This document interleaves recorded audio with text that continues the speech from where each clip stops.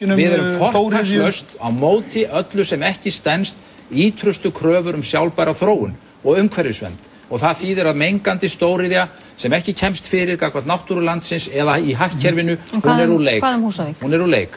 Það gildir Húsavík, það gildir Helguvík, það gildir stækkun í Straumsvík og má ég þá minna á að þar eru menn komnir á fulla ferð að komast fram hjá kosningunni og stækka á lóðinni eða fara á Keilisnes. Og hvað segja þessir herramenn það? Ætlið þið að láta þá hafa lóðina? Mér fannst yfirferðin á kjördæminu hér áðan lýsa í hnotskurn vanda þessara stefnu. Ætla að leysa eitthvað sem kalla atvinnu og byggðavanda með því að taka eina risavaxna versmiðju og dengja henni onni í lítið samfélag en takast ekkert á við vandan allstaðar annar staðar. Jú, auðvitað verður mikið að vera á Húsavík og í Þingeyjarsýslu með þar verður farið í risa framkvæmda þessu tagi, allavega á byggingatíma.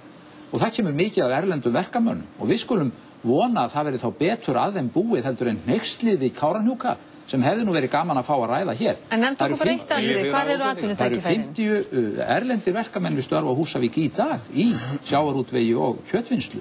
Þannig að ekki nú mikið laust vinnuafl til að vinna við byggingu álversins. Önnur atvinnutækifæri blasa við út allt. En ég bara minni fólk á það að á morgun verða margar af helstu náttúruperlum Íslands á kjörseðlinum. Þjórsár verða á kjörseðlinum á morgun. Neðri hluti Þjórsár, Langisjór, Brennisteinsfjöll, Kerlingafjöll, Skjálfandafljót, Jökulvötnin í Skagafirði og mörg fleiri. Allar þessar íslensku náttúruperlur liggja núna undir ásælni orkugeirans. Það er ýmist búið að hannaðar eða fullhannaðar, hálfhannaðar virkjanir eða búið að sækja leyfi til að rannsaka þau í þá orkunýtingar. Við viljum segja að nú er nóg komið í bili. Látum náttúru Íslands fá grið, förum í þá friðlýsingu sem þarf að fara í og leyfum hagkerfinu og öðru atvinnulífi að jafna sig á meðan. Þannig að við að sjálfsögðu leggjum gríðarlega áherslu á þetta og ég bara minni á hversu mikilvægt það er að náttúra Íslands eigi sér öfluga rödd og sterkan málsvara í stjórnmálu landsins. Við skulum vera hann. Hvernig berum við okkur að? Skuldug þjóð í miklum erfiðleikum, með afar takmarkað lánstraust. Förum við í dýrustu aðferð sem til þess að búa til störf, stóriðju, þar sem hvert starf kostar nokkur 100 milljónir króna. Það voru ánægjulega fréttir hér í kvöld af ferðaþjónustunni. Það er mikla bókanir í sumar og það lítur vel út. Það er gleðilegt. Það er meðal annars lágt gengi krónar að hjálpa ferðaþjónustu og sjávarútvegi. Hvert nýtt starf í ferðaþjónustu kostar kannski 5 milljónir í fjárfestingu. Við verðum að leggja áherslu á atvinnugreinar sem gefa okkur verðmæti og störf án of mikillar fjárfestingar á fjölbreyttum forsendum. Við verðum að fara yfir allt sviðið og skoða alla möguleika til atvinnusköpunar allstaðar. Þess vegna er alveg stórhættulegt að einblína bara á stóriðju, burt sér frá öllum deilum hana. Ráðherra hyggst í næstu viku leggja fram 2 frumvörp á Alþingi sem heimila fjárfestingarsamning vegna kísilvers PCC og fjármögnun framkvæmda við Húsavíkurhöfn og vegtengingu að Bakka.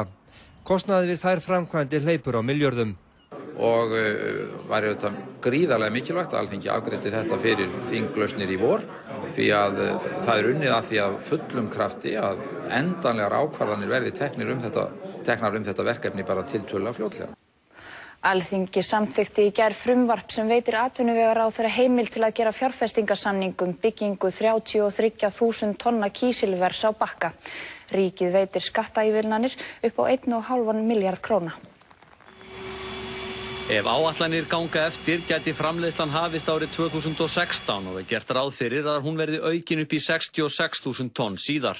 Félagið fær sérstakar skattaívilnanir vegna nýfjárfestinga umfram aðrar heimildir í lögum. Til dæmis hvað varðar tekjuskatt, tryggingagjald, stimpilgjöld, fasteignagjöld og fleira.